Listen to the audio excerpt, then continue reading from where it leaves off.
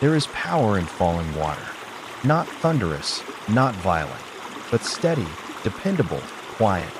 This chapter turns slowly with wooden paddles and creaking gears, with water wheels dipping into streams, with millstones grinding wheat into flour, and with humanity learning, gently, cleverly, to turn flow into function. Long before electricity, before combustion, there was a mill beside a stream, and the sound of turning. Step into the dust-scented workshop. Watch the wheel begin to spin, and let us remember how water taught us motion.I. The first turning, the earliest known water wheels date to ancient Greece. Simple, upright wheels turned by flowing streams by the 3rd century BCE. Engineers like Philo of Byzantium described them, in writing, not as curiosities, but as labor-saving tools. They lifted water, turned mills, ground grain. Nature did the work.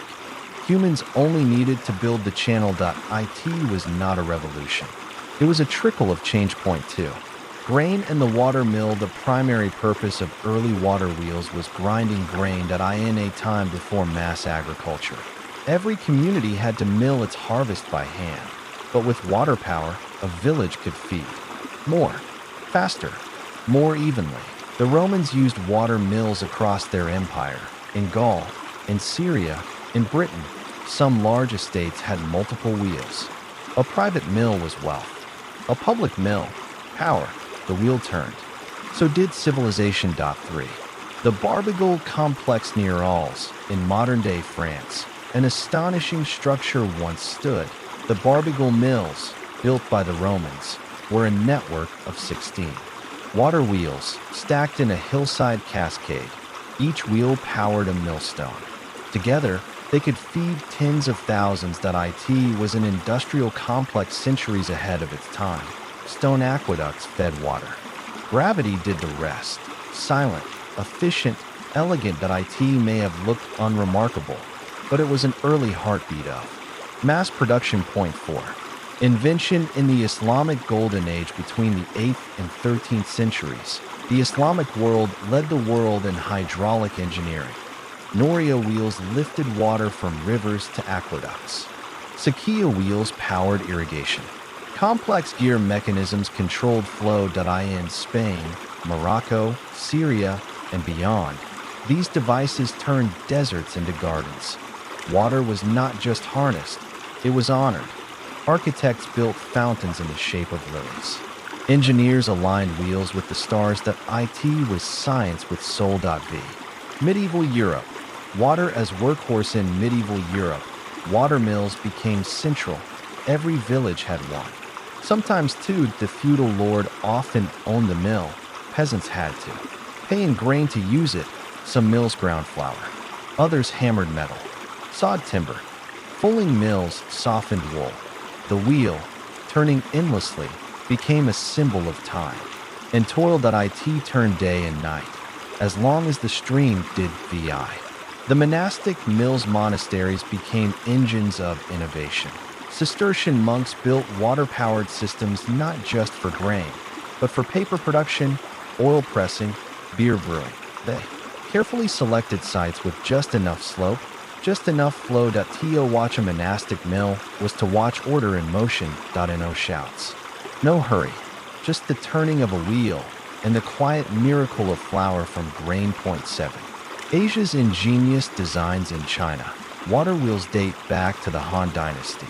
They were used for irrigation, milling, and even powering trip hammers for forging. Zhuge Liang, a brilliant strategist, used mobile water wheels for agriculture on the move. In Japan, small water wheels dotted rice villages, not grand, but essential.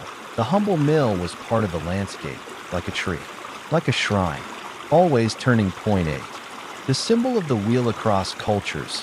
The turning wheel took on meaning. In Buddhism, the Dharma wheel represents the path of life. In medieval Europe, the wheel of fortune spoke of destiny's cycle. In mills, the wheel was less mystical, but still profound. It reminded people that time flows, that effort spins, that nothing stands still forever, and that water, invisible, gentle, soft, could move stone. Point 9. Decline and return. With the Industrial Revolution, mills turned to steam. Coal took the place of current. The old mills fell silent. Wheels rotted. Streams were dammed. But today, some are turning again, restored as museums, repurposed as clean energy sources. Small-scale hydroelectric plants echo ancient designs. The old lesson returns. Use what flows, and let it turn something worthwhile. X. The sound of turning. Many who grew up near old mills remember the sound. A steady splash, a rhythmic creak, the hush of grinding stone. It is not mechanical, not industrial. It is earthly, like a stream thinking out loud. Children watch the wheels turn like watching stars move. Something steady in a shifting world. Point 11. Water and human effort. The millers still had to work. Grain needed carrying. Stones needed sharpening. Channels needed clearing. Water did not replace labor. It partnered with it. This was the beginning of humanity learning to work with nature rather than against it. A lesson we are still learning. Point 12. Sleep like the wheel tonight. Sleep as the wheel sleeps. Let your thoughts settle as a stream slows at dusk. Let your breath turn gently, like a paddle in calm current. You are not forced. You are not rushed. You move with the stream, not ahead of it. Sleep in the rhythm of flow. Rivers do not choose sides. They simply flow, but humans do. And so rivers, in their silence, have often become the loudest lines on a map. This chapter is about how rivers, curving, winding, and different, became boundaries, divisions, defenses, and how, sometimes, they became connectors. Where a river ran, there was always a question. Do we cross it? Or do we stop here? Let us walk the bank, watch the current, and listen to the ancient negotiations between water and will.I. The first, natural borders. Before fences, before flags, there were rivers. They marked edges, not by design, but by difficulty. To cross a river meant risk. Slippery rocks, sudden depths, strange creatures. Tribes stayed to one side. Territories formed not by law, but by what the body could endure. The river said, here and no further. And for a long time, we listened. Point 2. The Nile's divide. The Nile was more than lifeblood. It was a divider, upper and lower Egypt, one flowing upstream, the other down. Each had its own gods, its own dialects, its own kings. Only later did unification come, and even then, the river's rhythm remained. The Nile gave, but it also split. It nurtured both separation and unity. A paradox in every bend. 3. The Danube, a line through Europe. The Danube is Europe's second longest river. It has been a border for centuries. Romans marked it as the edge of empire. To the north, barbarians. To the south, civilization. Later, it divided kingdoms, then empires, then nations. Today, it flows through 10 countries. Each speaks a different tongue, but the water is the same. The Danube does not know where Austria ends and Romania begins. Only humans care for such lines. Point 4. The Ganges, sacred and contested. The Ganges is sacred in Hinduism, but it has also been a point of conflict.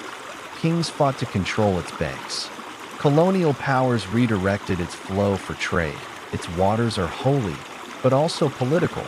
Pilgrims come to bathe. Farmers come to irrigate. Governments come to build dams. The river continues, both blessed and burdened. Sacredness does not protect from struggle. V.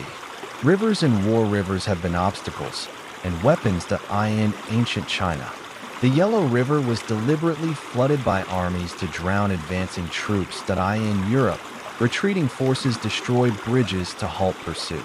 During World War II, the Rhine became a critical crossing. Its bridges fought over, its banks bombed. A river could mean delay or victory. Strategy flowed as swiftly as the current. Vi.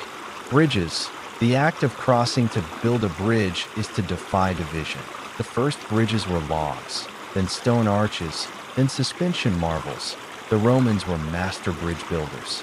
They brought stone and order to places that had only mud and raft. To walk across a bridge was to declare connection. Not always welcome, but always bold.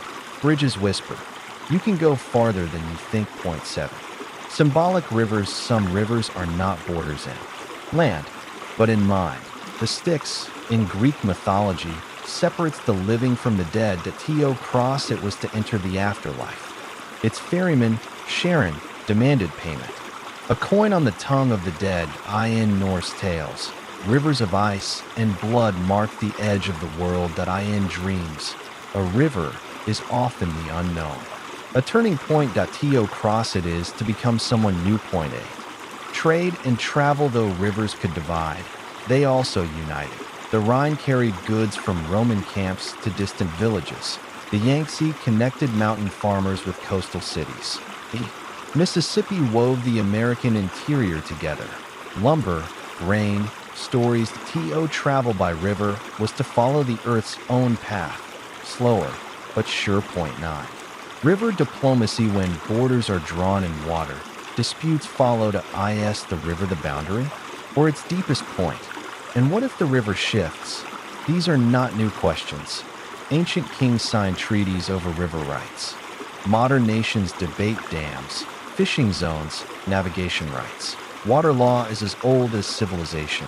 The river, of course, says nothing. It only flows. X. Ritual crossings. In many cultures, rivers are crossed with ceremony. In India, newlyweds walk into the water together. In Africa, tribal initiates cross streams as a sign of manhood. In Japan, the dead are believed to cross the Sanzu River. Crossing is always symbolic of passage, of change. Even small streams can carry deep meaning. Point 11. Forgotten rivers beneath cities. Some rivers have vanished, not dried, but buried. London's River Fleet runs beneath streets. New York's Moneta Creek flows under Manhattan, covered, controlled, quieted. Once borders, now sewers, but they remain. Whispering under stone, waiting. You can still hear them if you listen near the drains. Point 12. Sleep beside the border tonight. Imagine a river. Not wide, just enough to part the grass. Lie beside it. Feel the cool air rising from its surface. Let the sound of flow erase the map. You are not here or there. You are in between, safe. Still, watching the water move. Sleep as the river watches over your dreams. We are not just surrounded by water. We are water. More than half our bodies, more than half our brains. Flowing, pulsing, silent. This segment returns from rivers and temples and pauses at the edge of the self. Here, water meets skin. It soothes, cleanses, warms, and restores. It heals without speaking. It cools fever, quiets worry, softens sorrow. This is not about empires. This is about the individual. One body, one basin, one bath. Step in and let history ripple around you. Water as healer from the very beginning. Water has been medicine. A cool cloth on the forehead.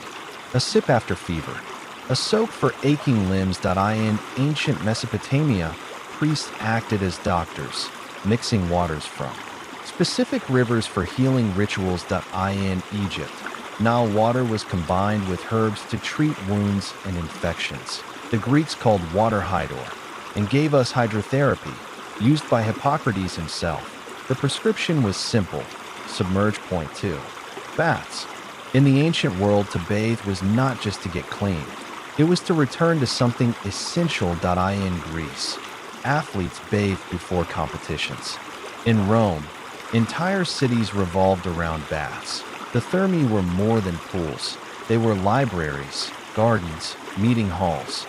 Men and women bathed separately, moving from hot to cold, scraped with strigils, oiled and rinsed. It was not indulgence.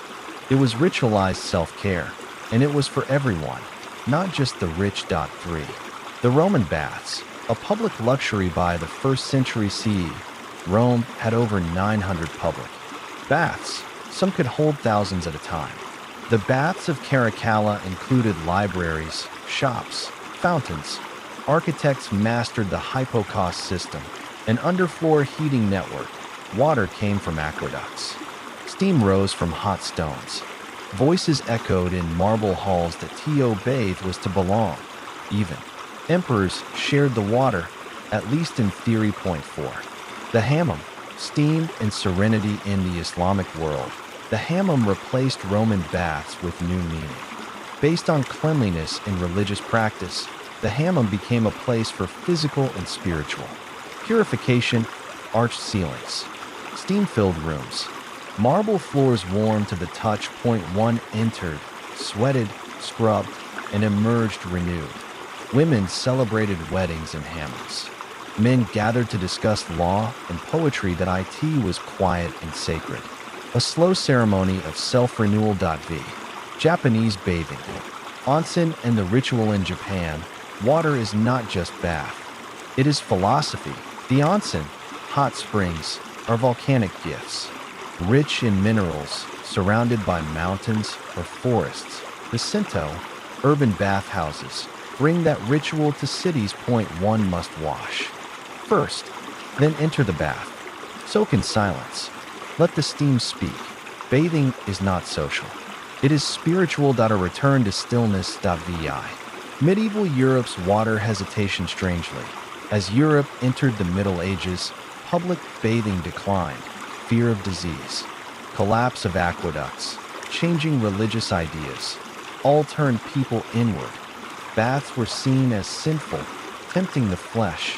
Still, many bathed in rivers or in private tubs.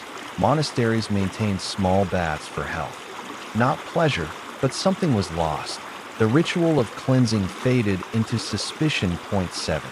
Healing springs and spas. Even when bathing declined, springs remained sacred. In France, Lourdes drew the sick.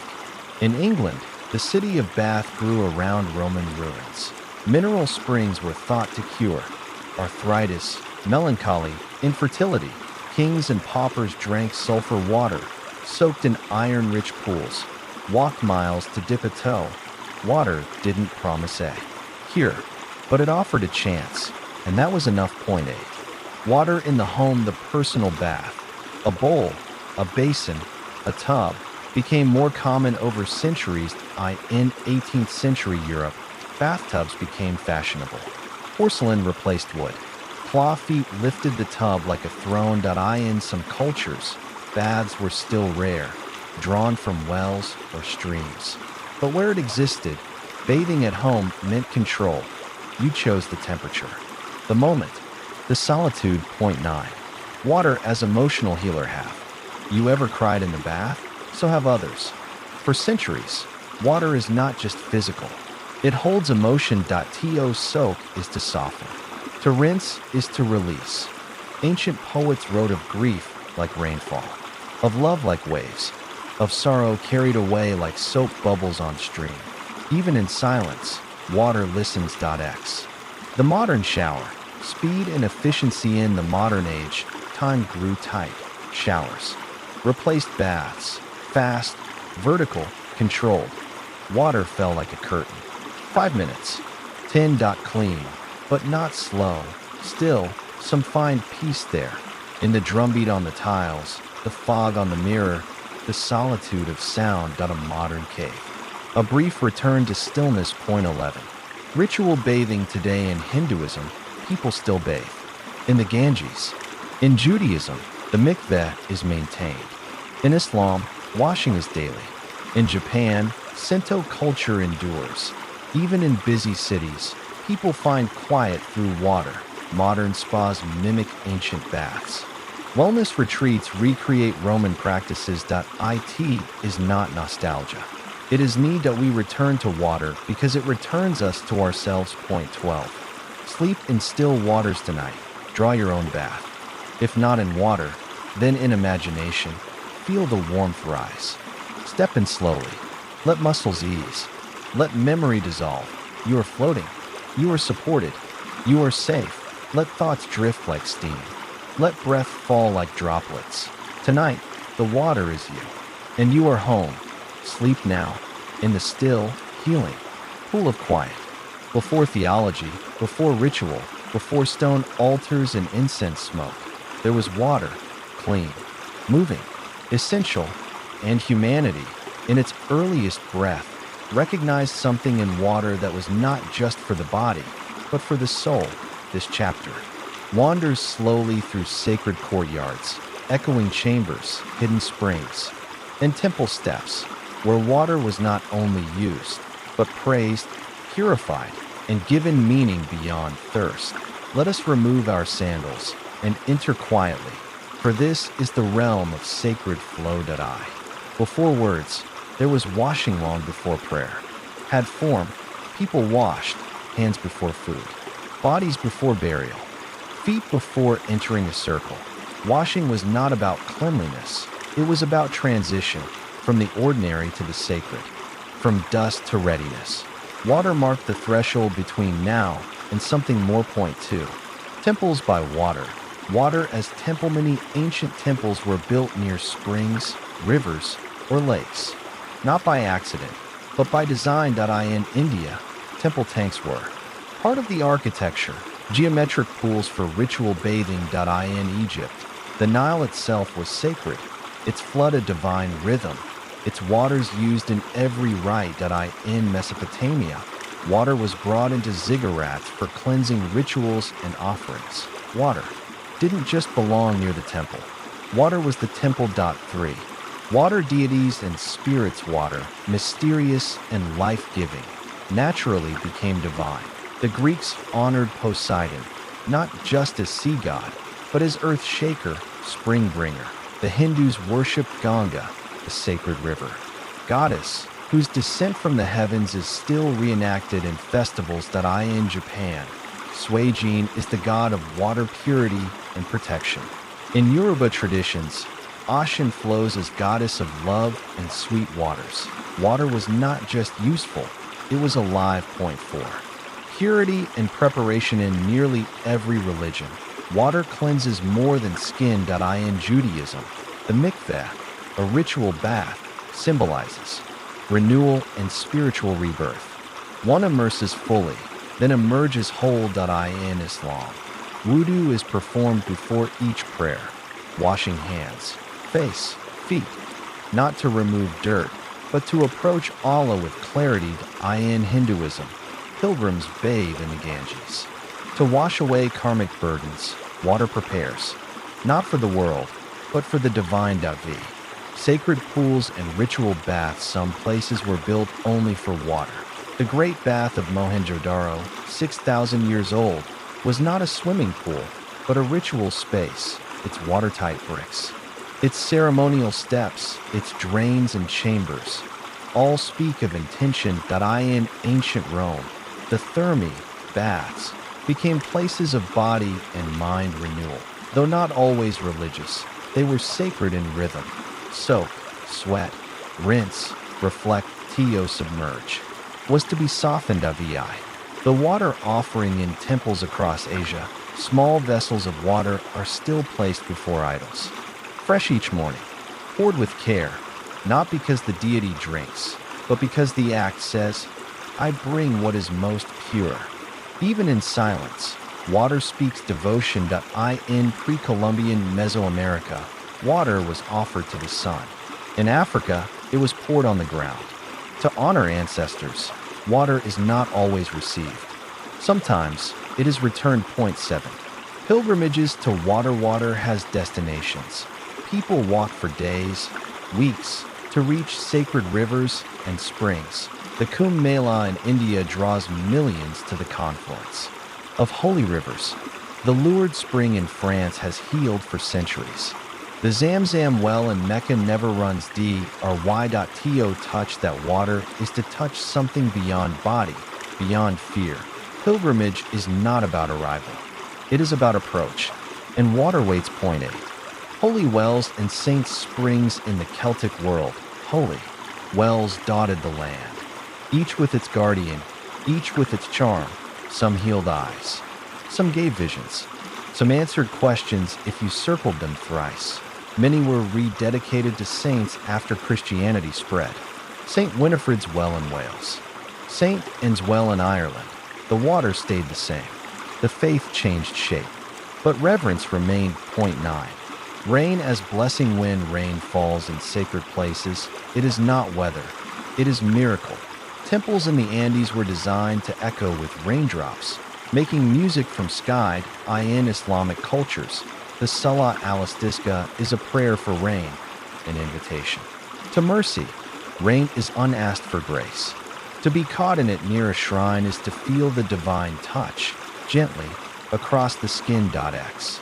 Baptism and rebirth. To be lowered into water and lifted again is among the oldest sacred symbols. In Christianity, baptism marks new life. It mimics burial and resurrection. In Native American ceremonies, immersion in lakes precedes vision quests. In shamanic traditions, water is crossed to reach the other world. The surface of water is a veil. Pass through, and you are no longer who you were. Point 11. Sacred. Silenced by the water, there are prayers not spoken, only felt. A monk sitting by a mountain stream. A nun pouring water into a chalice. A seeker watching ripples under moonlight.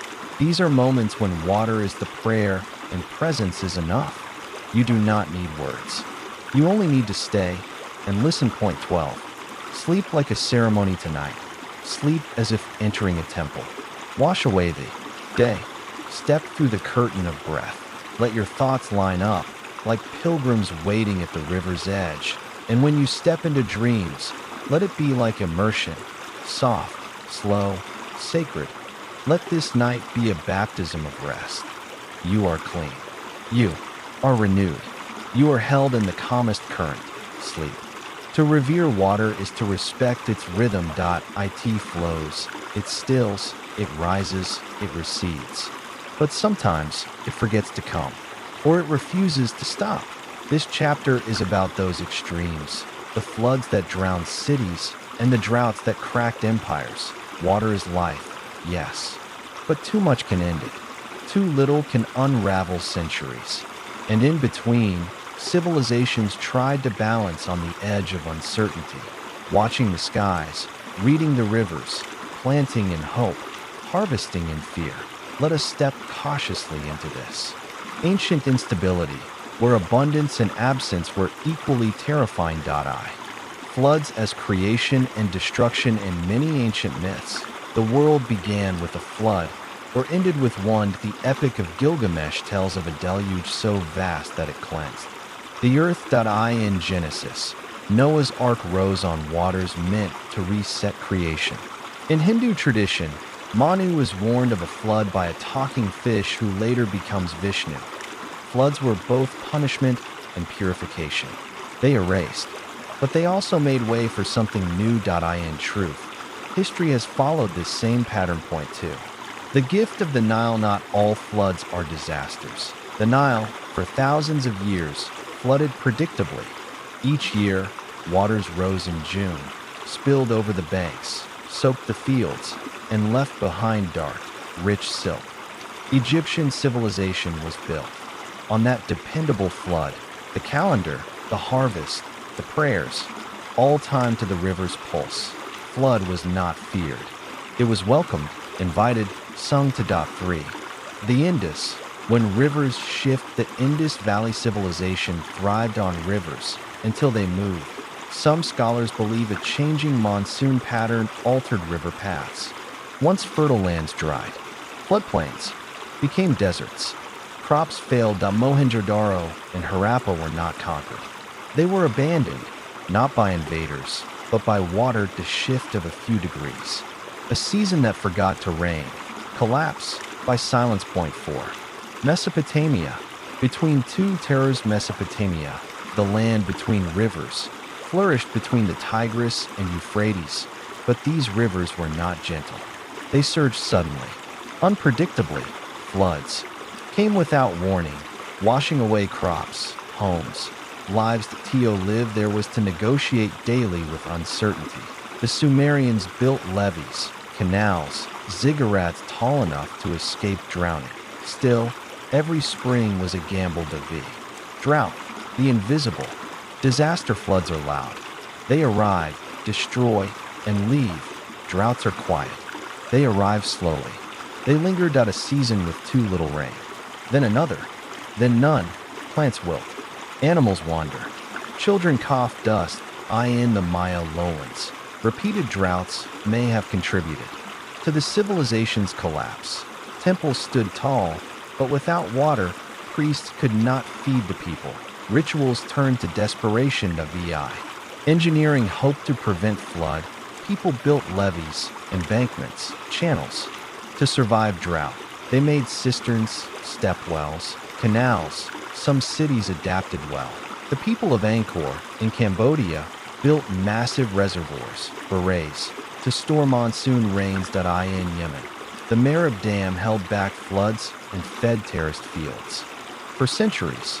But when those systems failed, due to war, neglect, or natural shifts, the cities fell too.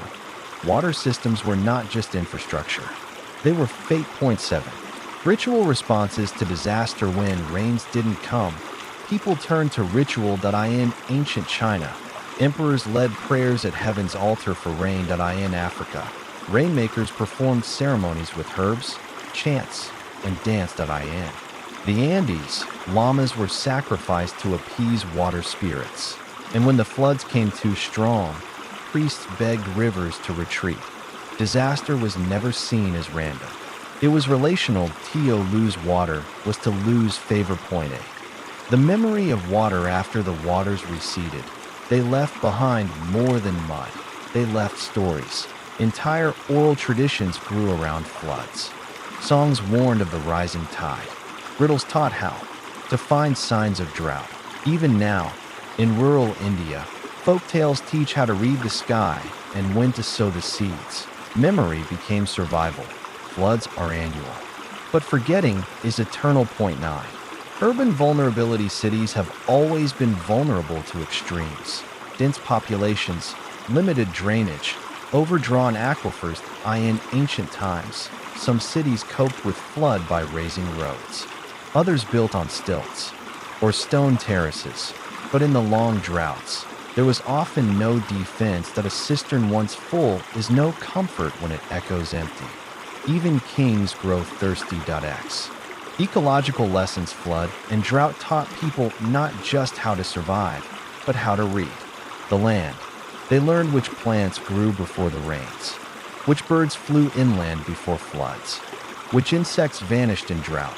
Knowledge passed without books, rooted in observation, in whispers between generations. Some of the best ancient scientists had no titles, only memory. Point 11. The politics of scarcity. Water stress leads to power shifts. Control the dam, you control the fields. Own the well, you own the future. In drought, the wealthy may hoard. In flood, the poor suffer first. Even in ancient societies, water inequality was real, and sometimes those without water rose up. The first revolutions may have begun with empty pots. Point 12. Sleep after the storm tonight. You may feel a storm within, a flood of thought, a drought of peace. But know this, storms pass. So do droughts. The earth remembers water. And so do you. Let your mind settle like floodwaters receding. Let the dry corners of your soul feel the first cool drops. Balance returns. Always sleep now. And let the quiet flow begin again. Long before the city, before the wall, the road, the temple, there was a circle in the ground, lined with stone and filled with hope. A well.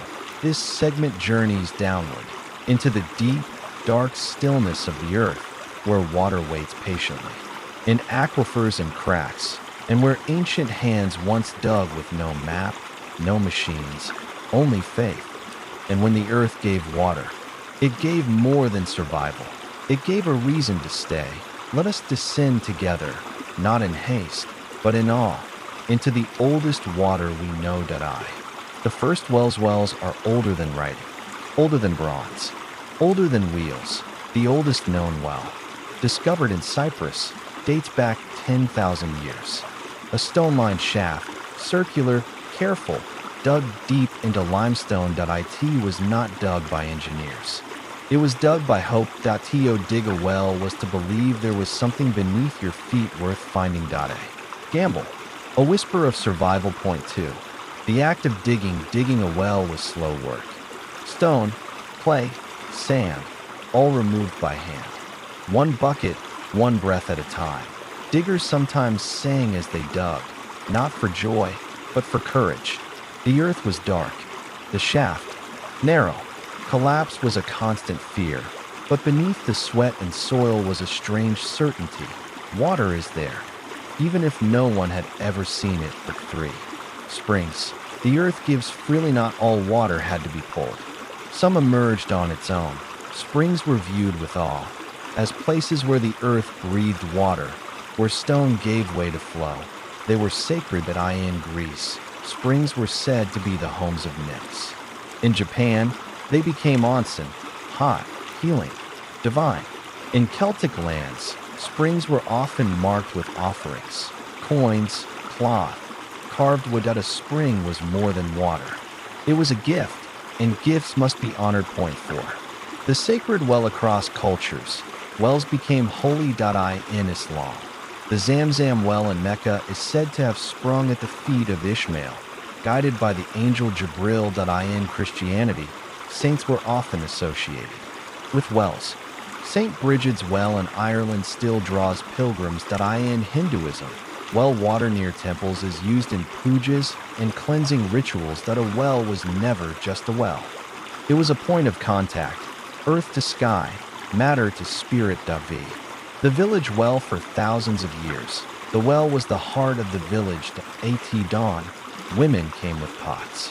At noon, children splashed. At dusk, elders told stories in its shade. It was more than a source, it was a gathering. News spread at the well.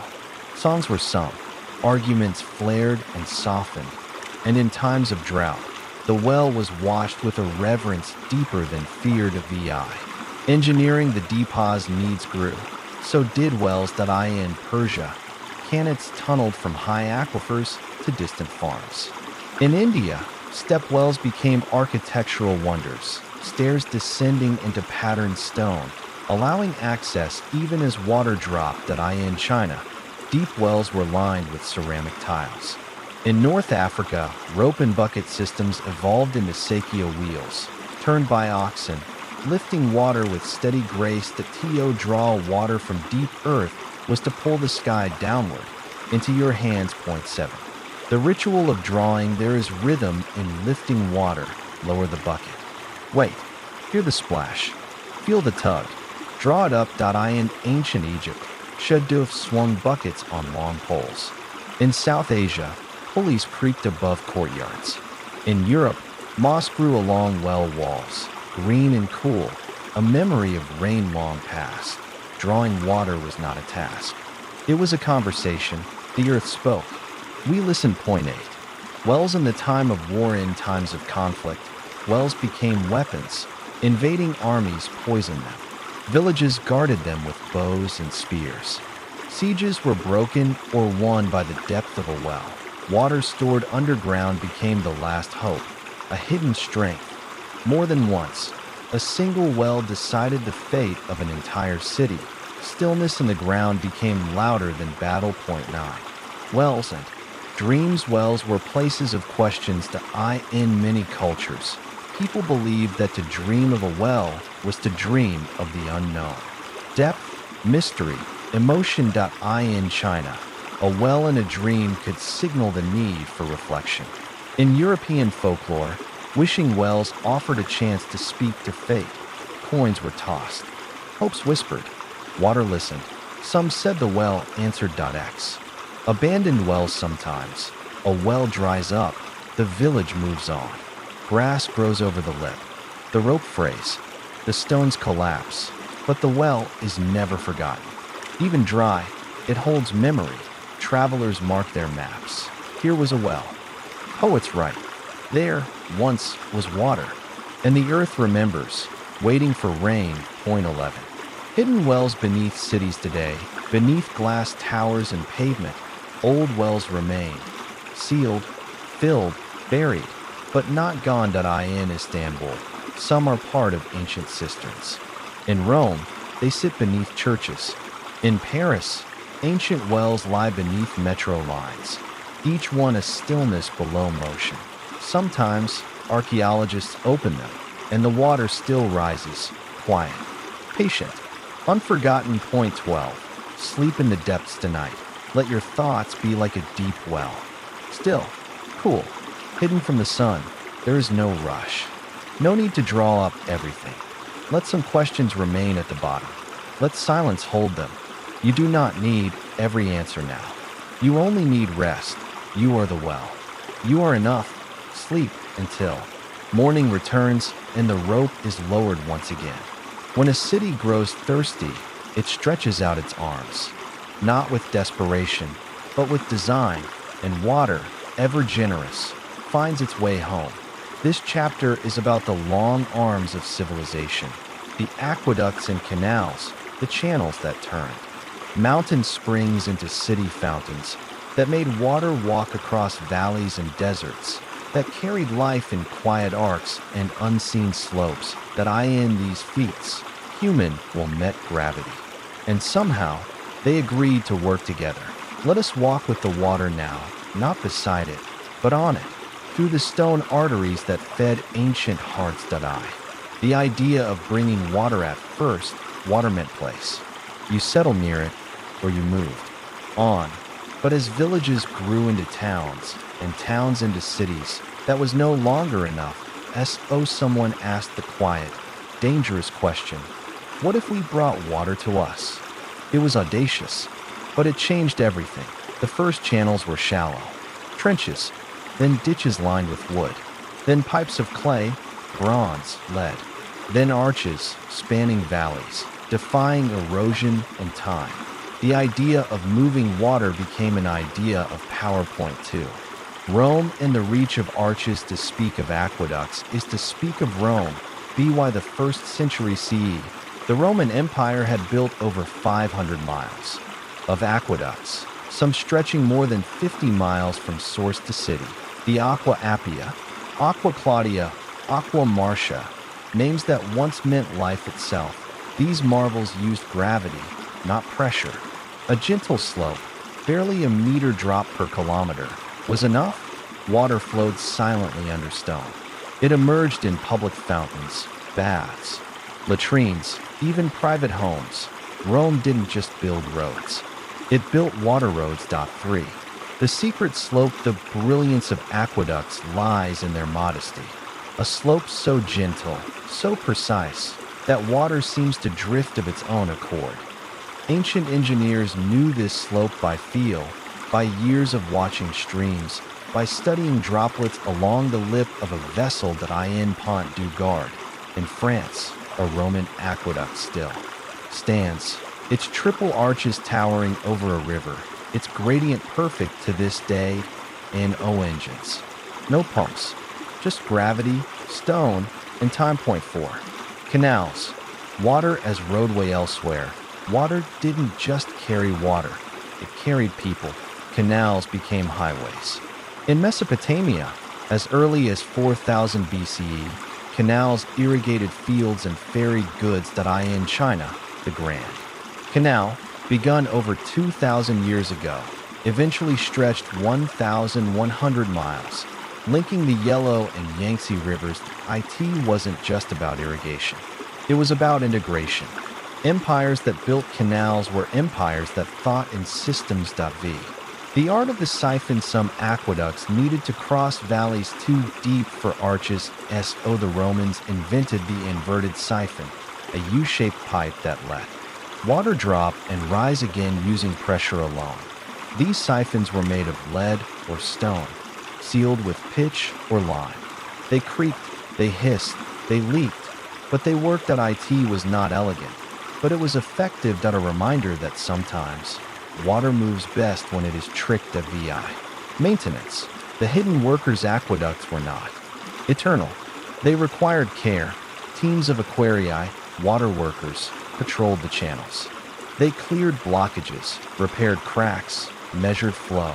Inscriptions on Roman aqueducts honor these men, not generals, not poets, but plumbers. They knew that water, like trust, flows only if kept clean. The Ethiopian aqueduct keeper was to be a guardian of life. Point 7. Politics of flow. Who gets water? How much? At what cost? Even in the ancient world, aqueducts were not neutral. Some cities charged for access. Some rulers diverted flows to palaces. In times of siege, water was weaponized. Channels blocked, cisterns poisoned. Water roads could unite, but they could also divide. Even today, echoes remain. Who owns the pipes? Who gets to open the valve? 8. The sound of running water. Imagine standing by an open Roman fountain. The water murmurs. It splashes into a basin carved centuries ago. Children lean over to sip. A washerwoman fills a bucket. A soldier rinses dust from his hands. The sound is soft, but it sings of mountains far away. That water traveled. It remembered the curve of the hills, the tunnels beneath roads. The arc of every arch. Running water is never just running. It is returning. Point 9. Aqueducts in other worlds. The Persians built canals, underground channels sloping from mountain springs. Cool, clean, hidden from evaporation. To in the Andes, Incan engineers carved aqueducts from stone to irrigate terraces. In Sri Lanka, ancient tanks and channels fed rice fields with mathematical precision. In North Africa, Berber tribes built fog catchers and channels to guide dew into tanks. Different lands, same goal: bring the water. X. The fall and the silence. When empires fall, so do their aqueducts. When Rome crumbled, many channels went dry. Stone arches weathered, lead pipes stolen, fountains stilled. In some cities, people forgot that water once flowed overhead. They dug new wells, built awkward gutters, adapted, but the old stones remembered. Even dry, they held the curve of flow. Point 11. Rediscovery and reverence. Centuries later, aqueducts were rediscovered, not just as ruins, but as lessons. Engineers studied them. Artists painted them. Cities mapped them. In Seville, in Lisbon, in Istanbul, ancient channels still trickle, still whispered. In a world rushing with wires and noise, a silent arc of water still demands. All. Point 12. Sleep like a stream in stone tonight. Be like a water road. Feel gravity pull your thoughts gently downhill. No rush, no fall, just a slope so slight you barely notice the movement. You are traveling quietly, steadily. You do not need to steer. The way is already carved. Let your mind flow. Let sleep come. You are the stream, and stone will guide you home.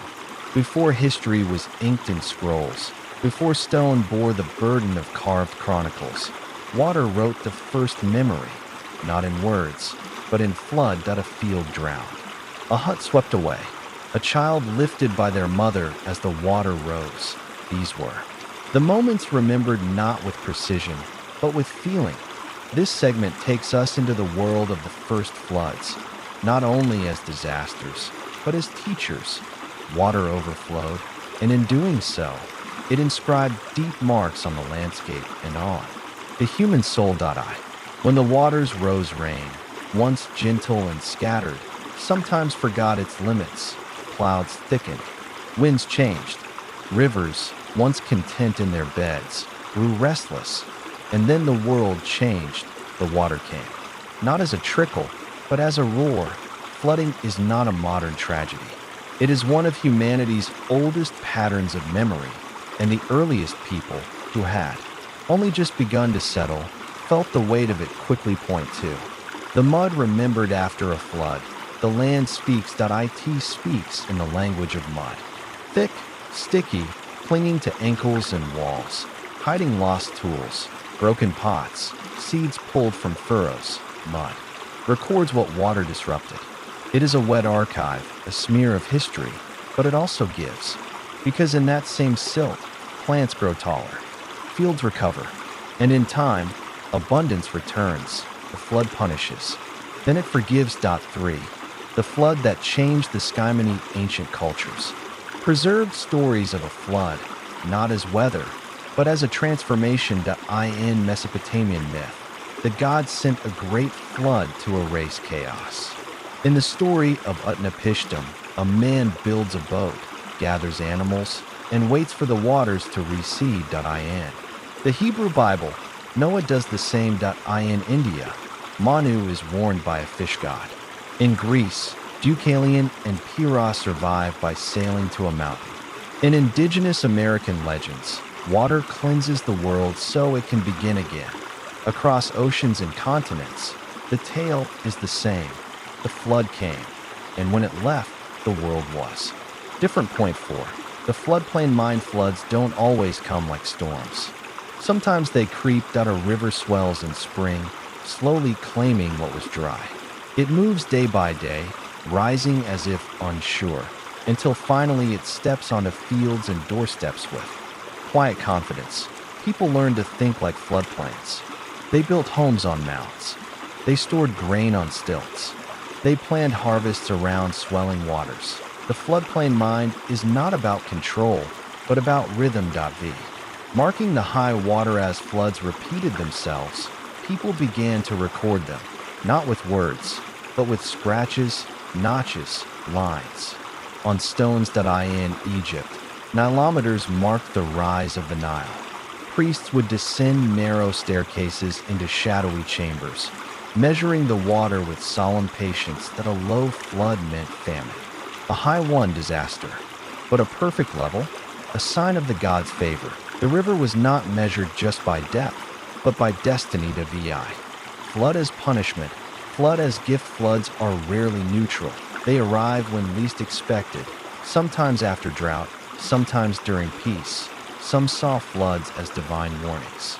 Others as chances to rebuild. In ancient China, massive floods of the Yellow River were seen as tests of leadership. Emperors who failed to control the waters were said to have lost the mandate of heaven. Yet in Egypt, a high flood could bring such bounty that temples rang with thanksgiving. Flood was not good or bad. It was powerful, and power resists easy labels. Point 7. The rebuilding. What happens after the water goes? People sweep. They cry. They pull soaked thatch from rooftops. They count animals. They walk the new edge of the river, wondering where the old one went. But always, they begin again. In archaeological sites from the Indus Valley to the Andes, layers of rebuilding can be seen. Walls repaired, floors raised, drainage improved. Humans are not just makers. They are remakers. The flood clears, and the people return. Point 8. Memory held in walls. In Mesopotamian cities like Uruk and Eridu, mud brick walls were thickened after each flood. Some homes had built-in drains, sloped floors, roof holes to let rain escape. In Egypt, granaries were built just above flood height. In the Andes, terraces controlled runoff. In India, city streets were designed to channel excess water. These were not just architectural choices. They were memories made solid. Memory doesn't always look like writing. Sometimes it looks like a sloped stone. Point 9. Songs of water floods enter language, but also music. In old folk songs, rivers rise to take lovers away. In lullabies, floods are feared and tamed. Drums imitate thunder. Flutes mimic rainfall. In Babylonian temples, hymns to Ea, god of fresh water, were sung after flood seasons. In parts of Africa, flood songs include both grief and joy. They are reminders that water destroys, but also carries away pain. To sing after a flood is to remember you're still here. X. Animals and floods. Not only humans remember, animals feel floods before they come. Ants carry eggs to higher ground. Birds rise earlier. Frogs begin to move inland. Cattle cry out. Dogs grow restless. Even fish seem to shift in rhythm. Some scientists believe ancient peoples observed these changes and learned to read them like scripture. Nature speaks in murmurs, and flood is one of its loudest chapters. Point 11. The child watches the water. Imagine a child in a clay home by a river. She hears the rain. She sees the bank rise. She watches adults hurry, pulling grain from low bins, stacking firewood higher. She doesn't fully understand, but she knows the water is changing. Later, after the flood, she squats beside the new shoreline. She touches the wet earth. She finds a polished stone washed down from the mountains. She holds it to her chest. That's how memory begins. Point 12. Sleep like the shore tonight. Let your mind be like the riverbank, sometimes overwhelmed, sometimes eroded, but always there, always returning. Let the thoughts that rush through your mind be like floodwater, rising, swirling, but eventually receding. You are safe now. The storm has passed. The earth is wet and shining. The air smells clean. Sleep, little settlement. You have weathered the flood, and tomorrow you will plant again. There is a moment in every relationship when one must say, I love you, but I need boundaries. So it was with water that it gave. It nourished, it cleansed, but it could also overwhelm. Swallow. Undo. In this chapter, we explore how early civilizations began to think differently, not just about finding water, but holding it.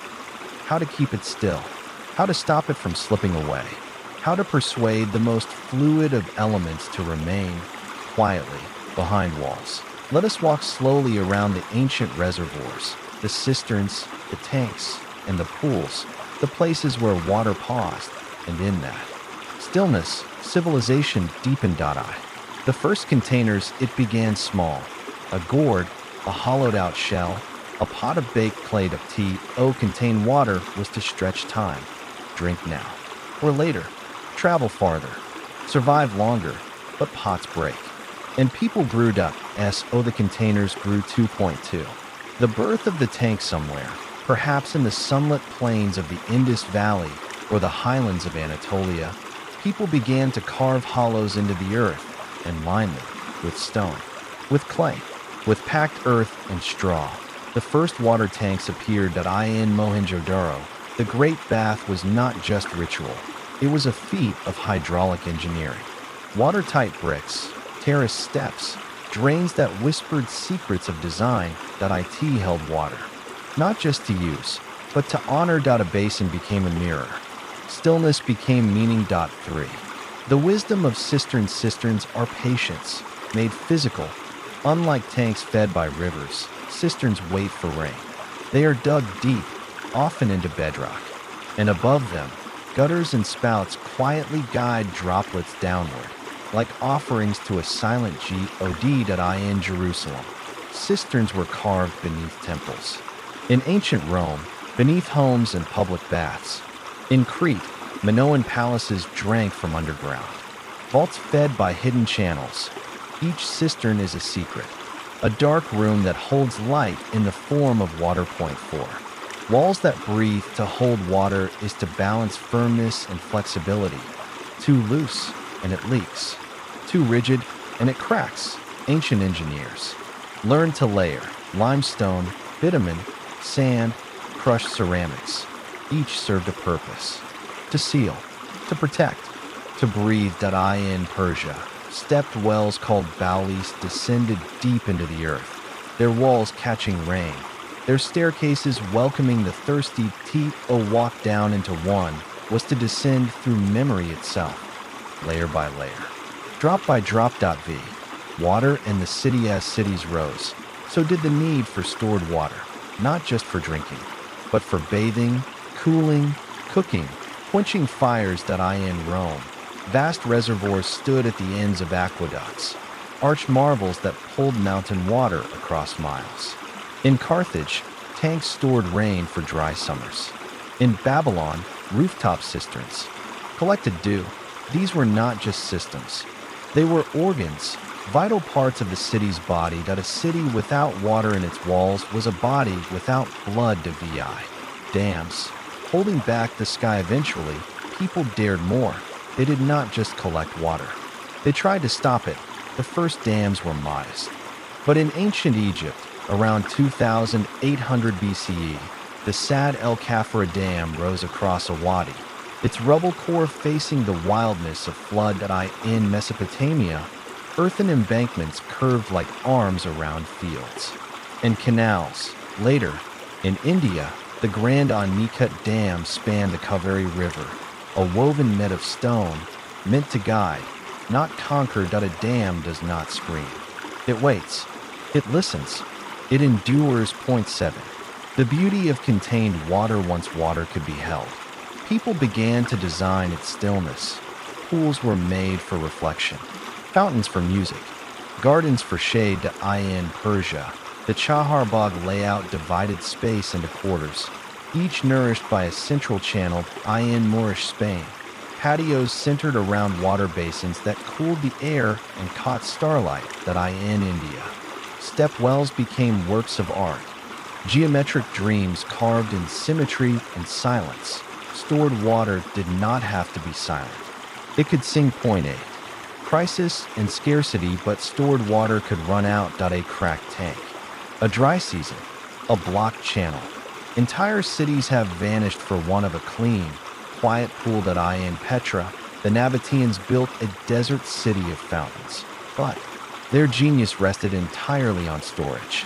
In drought, they were vulnerable. In Angkor, the vast berets, man-made lakes, once shimmered under Khmer rule. But changes in rainfall patterns led to collapse. To store water is to bet on tomorrow. Sometimes the odds are kind, sometimes not. Point 9. Sacred containment. Stored water was more than a utility. It was sacred. In Hindu temples, tanks are part of ritual. In Jewish tradition, the mikveh, a ritual bath, must be fed by natural sources. In Islam, fountains in mosque, courtyards cleanse body and soul before prayer. In Christianity, the font, though small, holds vast spiritual weight. Water held is water transformed. X. The echo in the tank. Drop a pebble in a cistern. Wait, listen, the echo tells you how full it is. It tells you how long until the next rain. It tells you whether to celebrate or conserve. Ancient people didn't use gauges. They used ears. Water spoke in drips and splashes, in the subtle song of its own level. You could learn a cistern's mood by the rhythm of a splash. Point 11. Still water, deep thought. Still water invites reflection. To sit beside a tank or step well is to stop measuring time. Dragonflies hover. Shadows stretch. A single leaf spins in lazy spirals. Some philosophers in ancient India were said to meditate by tanks, not because they needed to drink, but because the water held stillness better than the mind. What we hold also holds us. Point 12. Sleep beside the walls tonight. Sleep like the water in the tank. Not racing, not running, but present. Settled. Let the walls of your mind gently hold your thoughts. Let silence pour. There will be time for flow tomorrow. For now, be the stored gift, the breath. Held in reserve, you are contained. You are safe. You are full. Sleep. Before the road, before the wall, before the plow carved its furrows into the waiting earth, there was a river, and beside it, people settled. They didn't know yet that they were building history. They were only seeking shade, drink, fish, and safety.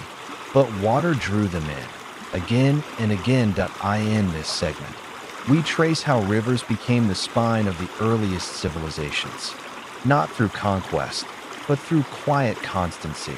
Let the river guide us now, slowly, steadily, as it once guided feet, herds, crops, and dreams to die. A line in the land to the wandering human eye, the river was a natural trail. It moved, but always, along a path. It curved, it shimmered, it carved, and early humans followed. Not with maps, but with memory. They moved along its banks, pausing to hunt, to fish, to gather, to watch birds trace the same course in the sky. It was not a border. It was a spine, and along it, life formed. Point 2. The first homes near water, the first shelters were not palaces.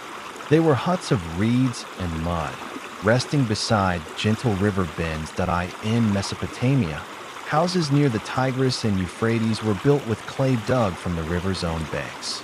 In Egypt, homes rose where the Nile deposited rich black silt. In the Indus Valley, city blocks aligned with careful thought, but always with the river nearby. Its presence, a silent architect, people didn't build to resist water.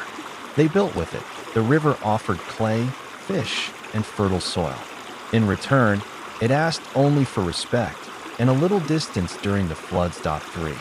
The rhythm of flood and field in the ancient world. Flood was not disaster.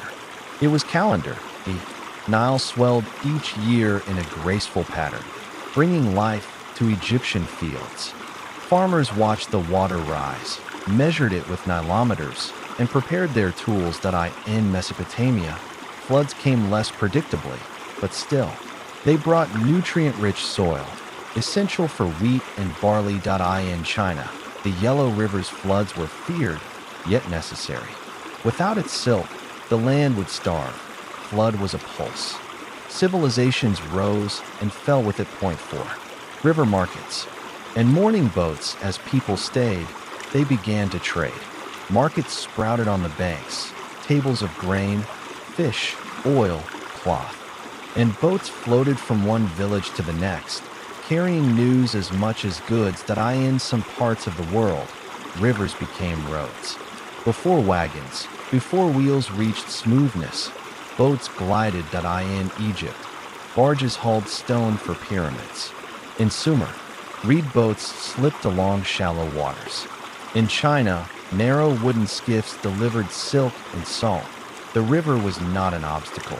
It was an invitation. Ritual and reflection. As villages became towns, and towns became cities, water remained sacred. In India, rivers were personified. The Ganges became Ganga, a mother, a deity, a lifeline. In Celtic Europe, river bends were marked with offerings, swords, jewelry, bones. In ancient Greece, nymphs were said to dwell in springs and streams, watching the world pass by. Even the Romans, pragmatic engineers of aqueduct and drain, honored river gods like Tiberinus, keeper of the Tiber. A river was never just water. It was time, spirit, sustenance. It was the mirror where people looked and saw more than their own faces. Settlements with names. As humans settled by rivers, they began to name both the place and the water, but sometimes they became one. Paris began on the Seine. London rose beside the Thames. Rome cradled the Tiber. Babylon bloomed by the Euphrates. Mohenjo-daro sat beside the industry. The cities didn't come first. The water did. The name of the city was a kind of thank you. 7. River walls and ditches. Living near rivers was a blessing, but also a risk. Floods could nourish, but they could also consume. People learned to shape water's path. They built ditches, levees, and canals. In Mesopotamia, complex irrigation systems turned deserts green. In Egypt, channels extended the Nile's reach into inland fields. In China, embankments stretched for miles, part defense, part guide. These were not acts of defiance, but of relationship.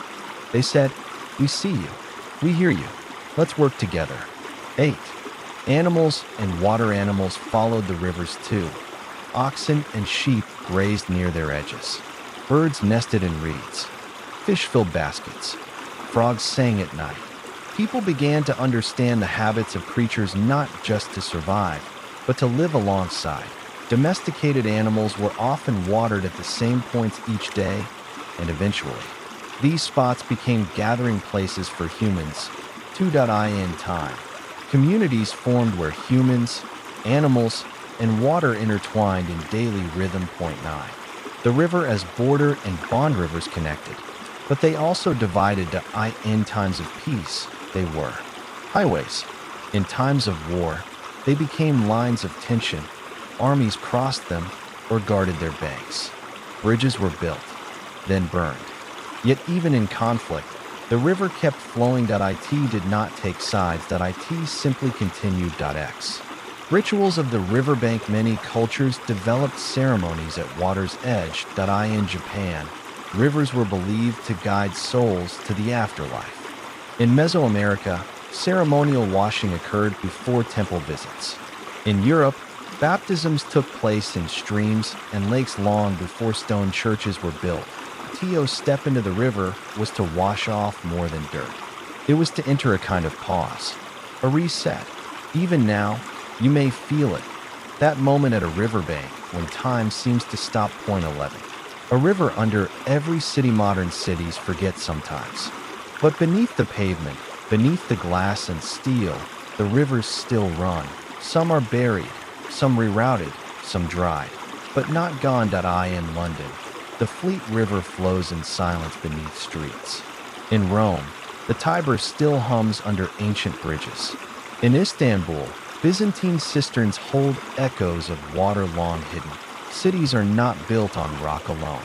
They are built on the memory of movement, and water remembers. Point 12. Sleep beside the flow, so rest here on this gentle bend. The reeds sway. The current slips by. A frog chirps in the dark. You are not far from where someone once washed grain, or hummed to a child, or dipped fingers in the cool, forgiving stream.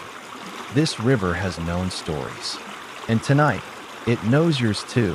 Let your thoughts flow like leaves. Downstream, the cities can wait. The walls can crumble. But the river keeps moving softly, always. There is something poetic about digging down in order to reach what once fell from above. Before pipes, pumps, or pressure gauges, there was a hand and a hole, and the hope that the ground would give something back. In this gentle chapter, we descend slowly into the earth, not with violence, but with reverence, following the memory of water through the soft silt of ancient time. Let us explore how the earliest people learned to reach into the soil and call the sky back up.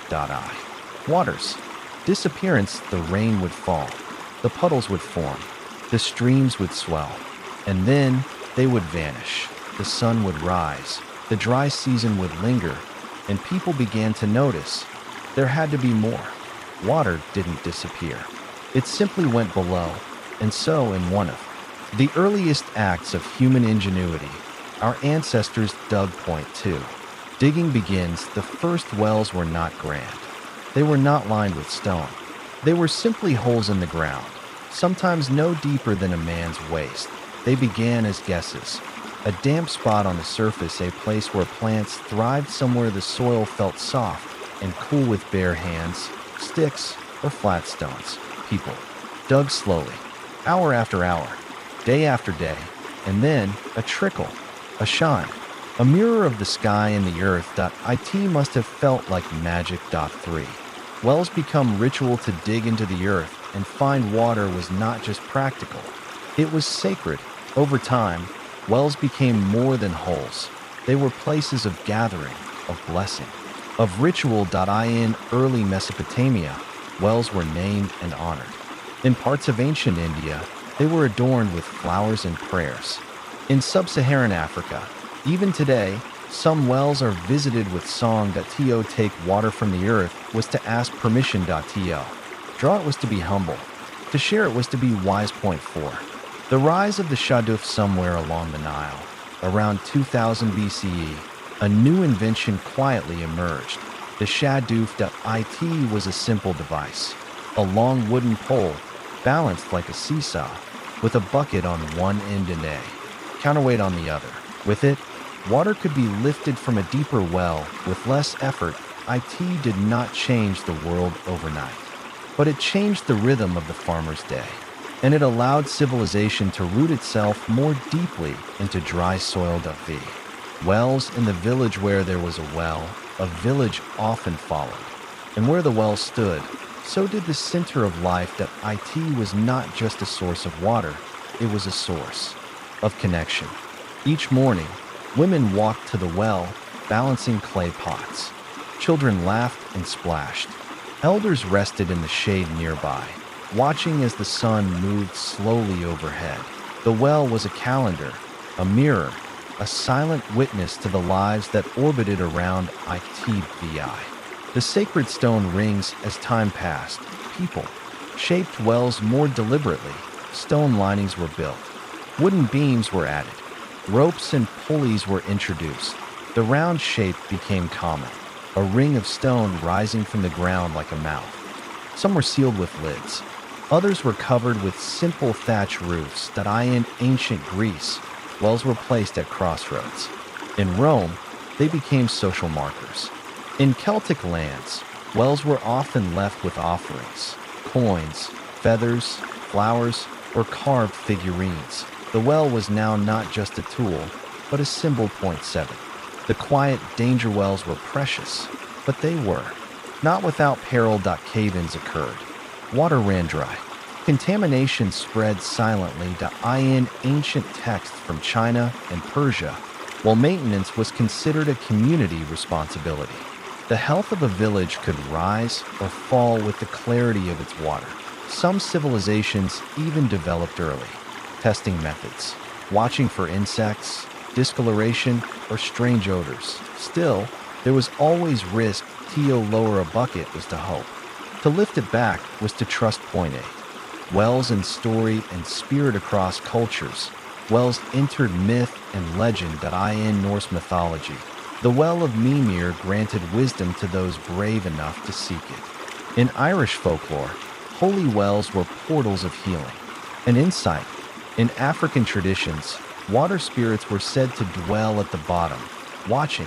Children were warned not to lean too far, not because of danger, but because the spirits were listening. Wells became thresholds between earth and water, between the known and the mysterious. Point 9. Desert ingenuity.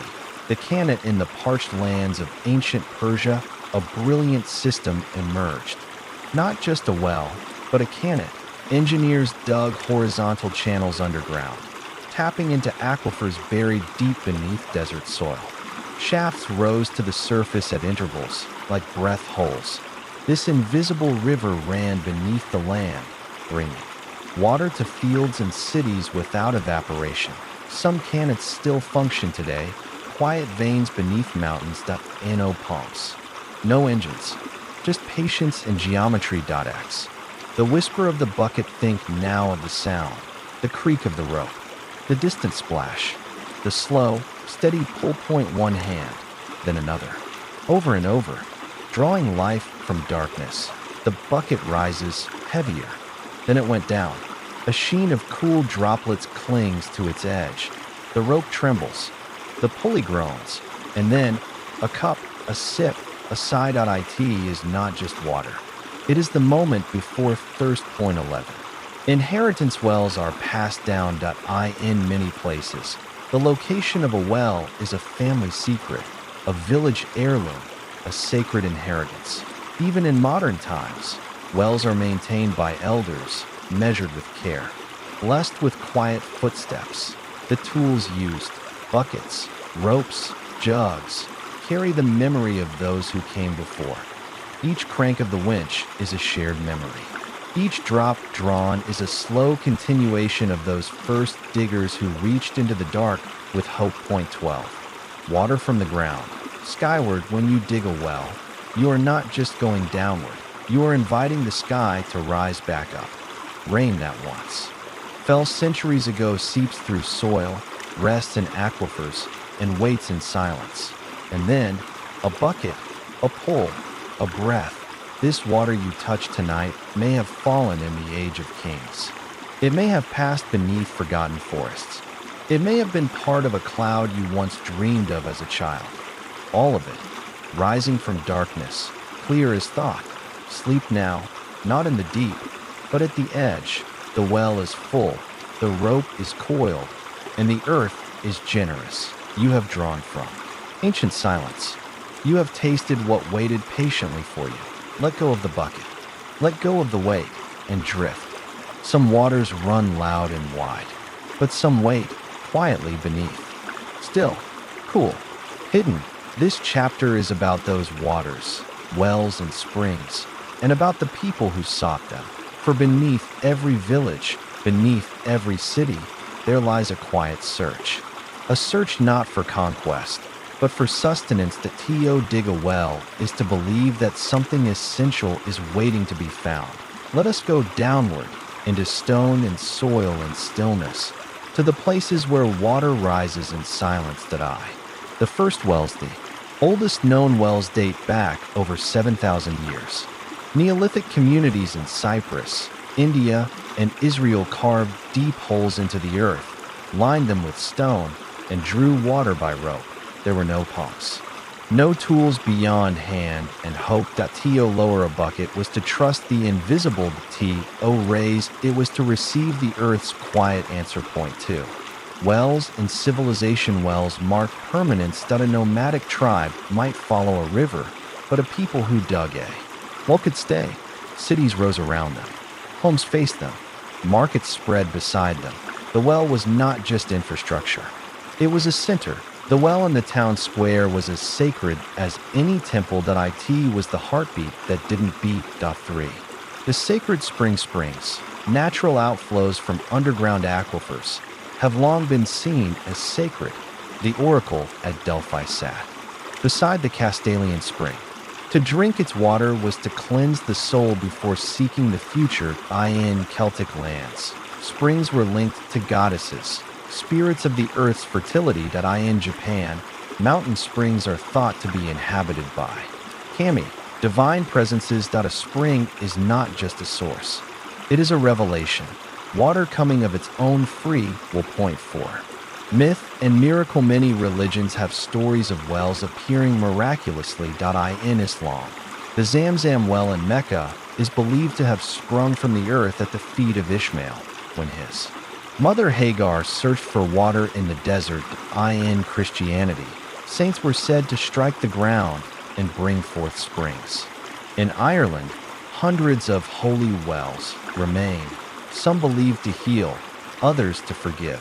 Whether miracle or metaphor, these stories speak of a deep truth, that water is always worth seeking. Village life around the well. The well was a place of gathering. Children played near it. Women fetched water, shared stories. Travelers stopped to drink. In many cultures, the well was a social space, like a hearth. But outside. It was the stage for meetings, romance, arguments. News. It may have been shallow, but it ran deep. The architecture of the wells evolved, from simple pits to engineered marvels. The step wells of India, like Rani Ki Vav and Chand Bowery, are among the most intricate water structures ever built. Deep staircases led to water during dry seasons, carved with gods, vines, elephants. They were temples and utilities in one. In medieval Europe, wishing wells were covered with stone arches. In Persia, canals ended in domed well houses. Wells were made beautiful because they gave life. Point 7. Drawing water. The method of drawing water changed over time. A leather bucket on a rope, a wooden pulley, a counterweight beam, the shaduf, used in Egypt and Mesopotamia. Later, mechanical pumps took over, but the act remained strangely poetic. Lower, wait, rise. To draw water was to pause, to notice. Point 8. Wells in times of war and sieges. Wells were targets. Controlling a city's water meant controlling its life. Wells were poisoned, filled with rubble, guarded like fortresses. Some castles had secret wells dug beneath the keep, a last defense. Water, so gentle, became strategic. The castle could fall from thirst before it fell to sword. Point 9. Hidden springs. Beneath cities, even in modern cities, springs remain, buried, diverted, forgotten. In Rome, the Aqua Virgo still flows under the streets. In London, ancient springs feed hidden reservoirs. In Istanbul, entire neighborhoods sit atop Byzantine cisterns. These hidden waters hum beneath our feet. We rarely think of them, but they never forget us. They wait. Always. X. The wishing well coins tossed into wells. Whispers of hope. The ritual is old, perhaps pre-Christian. An offering to the spirit of the spring. A trade, metal for miracle. We still do it today, without thinking. Perhaps because somewhere inside, we believe water still listens. Point 11. The search for the source. Where does the spring begin? Up the mountain, beneath the stone, beyond the map. Explorers have chased the source of the Nile for centuries. Pilgrims have followed sacred streams to their first drop. The source is always a place of wonder and mystery, because to find the beginning of water is to ask, where do we begin? 12. Sleep beside the well tonight. Sleep beside a well, not deep, not cold, just quiet. Feel the stone under you. Hear the rope creak. A single drop, then another. Lower your breath like a bucket. Draw up silence, drink, and dream. Water remembers. It remembers where it once flowed. It remembers the years it did not. Floods and droughts are not simply opposites. They are two halves of a memory, two messages from the earth, both saying, be careful. This chapter flows in surges and silences, in swollen rivers, broken levees, cracked soil, and cloudless skies, in forgotten calendars of rain and sacred rituals for its return. Let us listen, gently, to water's warnings. The ancient floods. The story of the flood is one of the oldest. We have in Mesopotamia. The Epic of Gilgamesh tells of a deluge sent to cleanse the earth. In Genesis, Noah builds an ark to escape rising waters. In India, Manu is warned by a fish. In China, Yu the Great is said to have tamed the floods of the Yellow River. Why do so many stories begin with water's rage? Because floods are more than events. They are memories, passed down as myths point to. Rivers that swell. Some rivers do not just flow, they rise. The Nile once flooded predictably each year, leaving behind rich black silt. Too little flood meant famine. Too much meant destruction. Ancient Egyptians built canals, measured flood levels with nilometers, and based their calendar on its rhythm. Flood equals life, but only when it knew its limits. 3. The Yellow River, China's sorrow. The Yellow River has changed course more than 20 times and caused some of the deadliest floods in history. Its floods have drowned cities, buried farmlands, and altered dynasties. In 1938, during war, levees were destroyed intentionally. The resulting flood killed hundreds of thousands. The river was both weapon and warning. It gave fertile land, but never promised peace. 4. Drought in the desert. If floods are sudden, droughts are slow. They creep. They linger. The Dust Bowl of 1930s America turned vast plains into cracked earth. Winds carried away topsoil. Crops failed. People left. In ancient Maya civilization, droughts likely contributed to collapse. When rain does not come, societies fracture. The absence of water is louder than its flood. Sacred responses to fight flood or drought was not always practical. So ancient peoples turned to the sacred: rain dances, flood prayers, water festivals. The Aztecs worshipped Tlaloc, god of rain and storms. In Greece, Poseidon held sway over the sea's moods. In sub-Saharan Africa, rainmakers were revered. These rituals were not superstition. They were memory, a way to speak to water and to each other. Early engineering. Flood control began early. The Indus Valley civilization built drains and levees. The Romans carved channels to carry excess rain. In China, massive dikes held back the Yellow River. Drought led to irrigation. Sumerian canals, Egyptian shadows, Canal systems in Persia. Every invention was an attempt to say, please, water, stay just long enough. 7. Famine and feast. Flood and drought shaped agriculture, and agriculture shaped everything. Crops failed, prices rose, people migrated. Entire civilizations shifted because a rainy season was too short or too strong. The grain stored in the fat. Years fed the lean ones. If there was grain, some kept records. Others forgot. Water remembers, even when people do not. 8. Modern mismanagement. In the modern age, we thought we had mastered water. We built dams, rerouted rivers, paved floodplains. But in 2005, Hurricane Katrina overwhelmed levees in New Orleans. In 2022, the Yangtze experienced historic drought. In 2023, floods submerged parts of Pakistan. Despite satellites, sensors, and forecasts, We still do not control water, that we merely negotiate with it, and sometimes forget to ask. Point 9. Vanished rivers. Forgotten rains. Some rivers are now memories. The Sarasvati, in India, once wide and sacred, is now dust. The Colorado River, once reaching the sea, now often ends in sand. Drought is not always absence.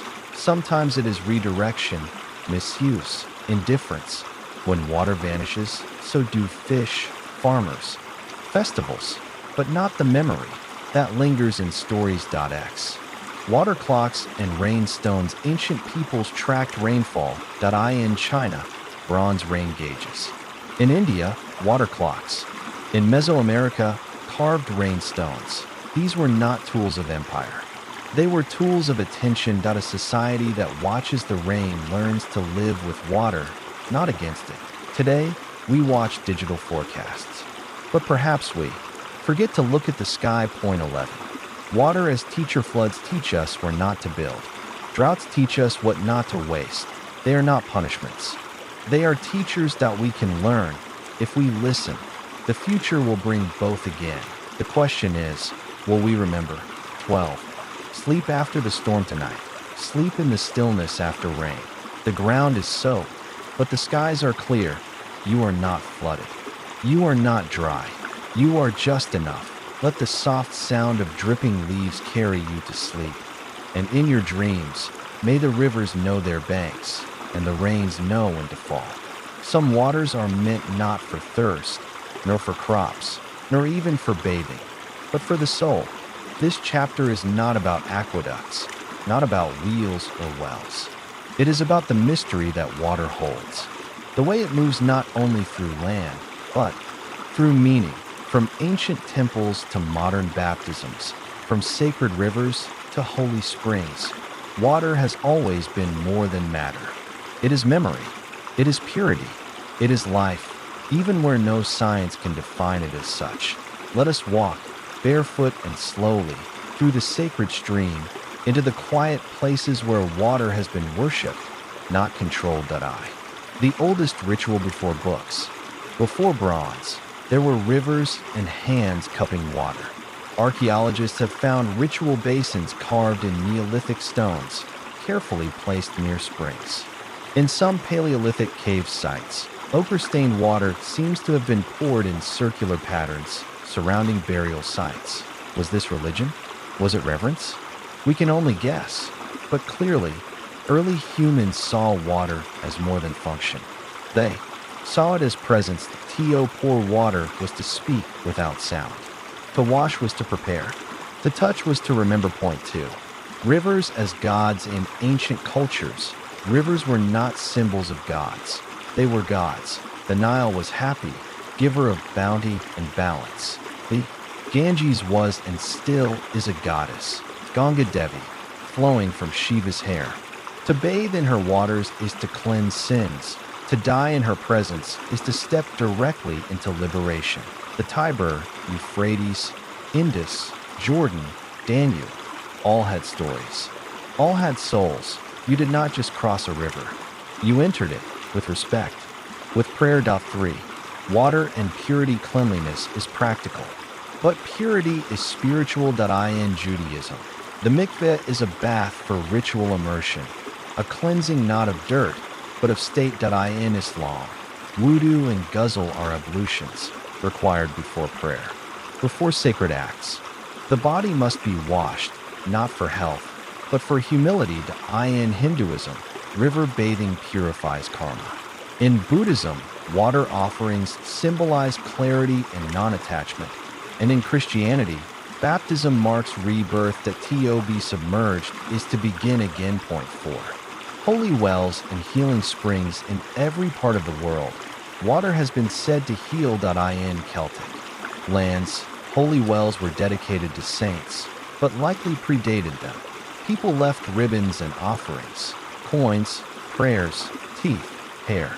A fever, a rash, a sorrow, all washed away in spring-fed belief. In Japan, onsen hot springs are both medicinal and spiritual. To bathe is to return to balance.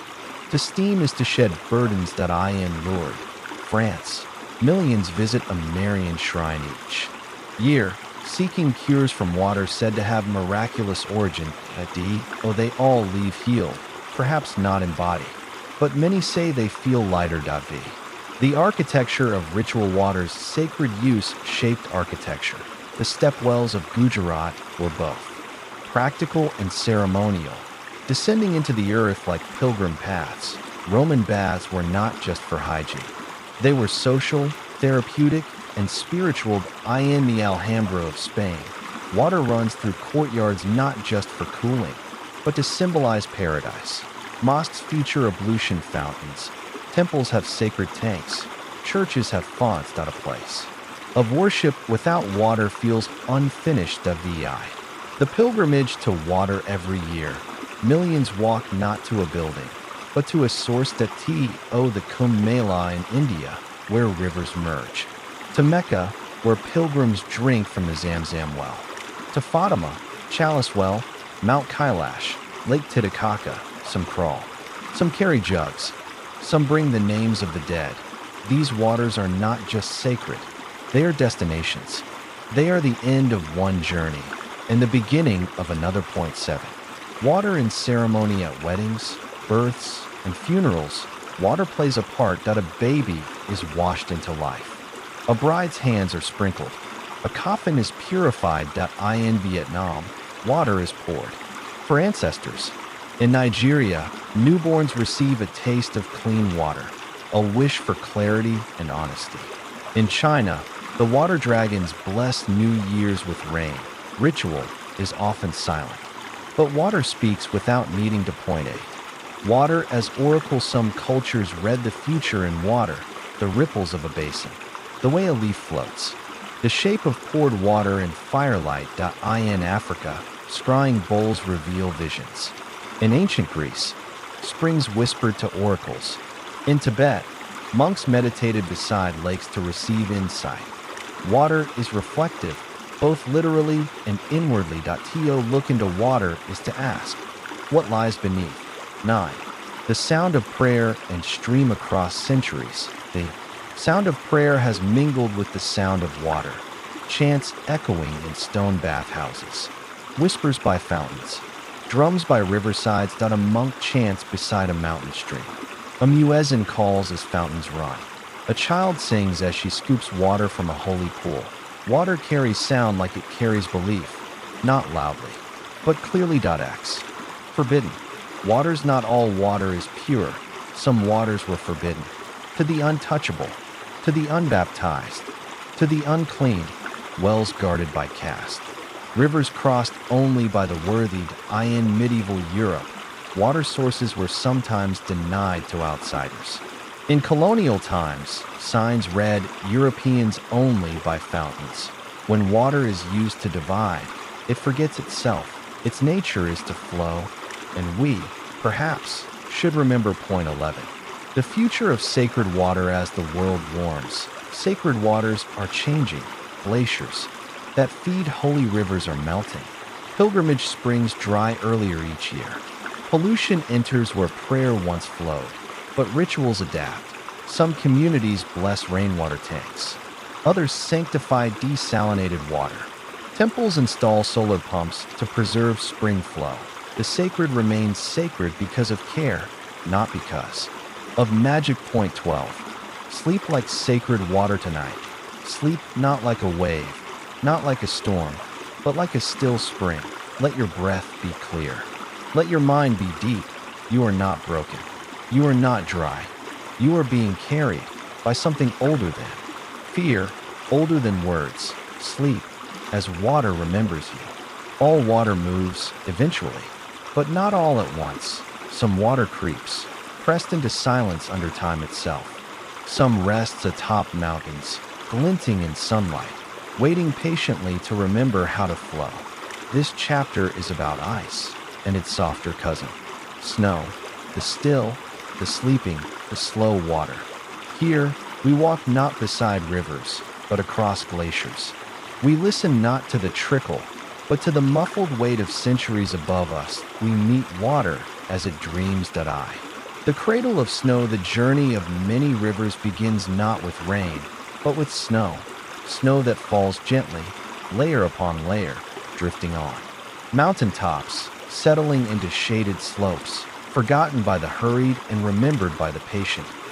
High above the villages and the fields, snow rests that in Himalayas, Alps, Andes, and Rockies. Snow is not merely decoration. It is storage, each flake. A promise for future flow point too. Glaciers, frozen rivers, when snow stays, it changes. Weight compresses it. Time shapes it. Over decades, centuries, even millennia, snow becomes ice, and ice begins to move. Glaciers are rivers made of time. They flow slower than thought, carving valleys, sculpting continents, grinding stone too. Soil. The Great Lakes in North America were born from retreating glaciers. So were the fjords of Norway, and the lochs of Scotland. To see a glacier is to see water remembering how to move. 3. Ice in ancient memory before history was written. It was chill. The last ice age shaped not only geography, but migration, culture, survival. Humans crossed land bridges over frozen seas, from Asia to the Americas. Mammoths roamed tundras. Cave dwellers painted beside icy rivers. Glaciers formed the stage upon which early humans emerged, and when they melted, the world began to change. 4. Frozen beliefs. Cold water is sacred too. In Shinto, snowy peaks are sacred. Pilgrims climb to icy shrines. In Tibetan Buddhism, sacred lakes are fed by glacial streams. Mirrors for meditation. In Christian traditions, winter baptism in frozen rivers symbolizes purity and endurance. In Norse myth, the world began from the meeting of fire and ice. The primordial being, Ymir, was formed from melting frost. Even in frozen silence, water speaks. The ice houses and snow harvest before refrigeration. Civilizations harvested ice and snow. In ancient Persia, yakshals, ice pits insulated with desert. Clay kept food cool through summer. In Rome, snow was brought down from mountains to chill wine. In Japan, snow houses stored silk. In Europe, ice houses were status symbols. Only the wealthy had access to chilled desserts. Snow was not waste. It was wealth. Stored sunshine, reversed. Winter rivers, even when frozen, rivers continue beneath. In Siberia, rivers flow under glassy skin. In Canada, the St. Lawrence hums. Below its icy lid. To walk across a frozen river is to step over a secret. Sometimes people fall through, and the river, briefly startled, reminds us that it was never asleep, only waiting. 7. Ice roads and hidden highways in winter, frozen lakes. And rivers become roads. In parts of Scandinavia, Russia, and Canada, trucks drive over frozen surfaces. These ice roads are lifelines, delivering supplies to villages unreachable by land in summer. But they are fleeting. When the thaw comes, the road vanishes. What was structure becomes liquid again. 8. The threat to glaciers in the past century. Glaciers have begun to shrink, faster than ever recorded. The Himalayas, known as the third pole, are losing ice rapidly. Greenland and Antarctica shed massive shelves, raising seas elsewhere. Glaciers that fed rivers for thousands of years now recede into memory. Villages once fed by snowmelt face dry fields. Holy lakes shrink. Springs fade. The mountain still stands, but its water is forgetting how to wait. 9. Snow in art and celebration despite its threat. Snow still inspires. Poets write of quiet flakes. Painters try to capture its light. Children celebrate its fall. In Japan, snow viewing festivals embrace its beauty. In Russia, snow is central to folklore. Snow maidens, ice palaces, crystal spirits. In the Alps, snow became a sport, skiing from survival to joy. Snow may be cold, but it is never unloved. Snow is shelter in the coldest places. Snow is not just threat, It is home. The Inuit build igloos, structures of snow blocks that insulate from bitter winds. Trappers and mountaineers build snow caves, where temperatures stay survivable even in blizzards. Snow, shaped right, protects IT muffles. It holds heat. It allows sleep when cold would otherwise kill. Point 11. Ice and time ice holds the past in glaciers and polar caps. Scientists extract ice cores, cylinders of frozen history. Each layer of ice contains traces of ancient air, volcanic ash, pollen, chemicals. Through these, we read the stories of volcanoes, plagues, droughts, and rising carbon. Ice is not just frozen water. It is a library, and it is melting. Point 12. Sleep beneath the snow tonight. Sleep like a flake on the slope, like a drop turned crystal, like a hush on the mountain. Let silence settle over you. Let time slow.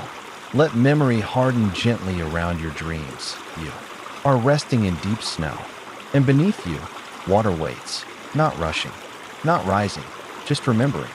Water, when touched by fire, becomes something else entirely. IT does not vanish. It transforms. IT rises, rolls, curls, fogs. It softens muscle, opens pores, lifts spirits. It becomes steam, and in steam, humans have long found relief, ritual, and release. This chapter is about hot water. Not the kind that scalds, but the kind that soothes. The kind you enter slowly and leave reluctantly. Let us step into warm mist. Let us sweat our worries into the ceiling. Let us soak in history as it simmers. The first fire-warmed waters before civilization had stone temples or wheels. It had fire. And where water met that fire, people lingered.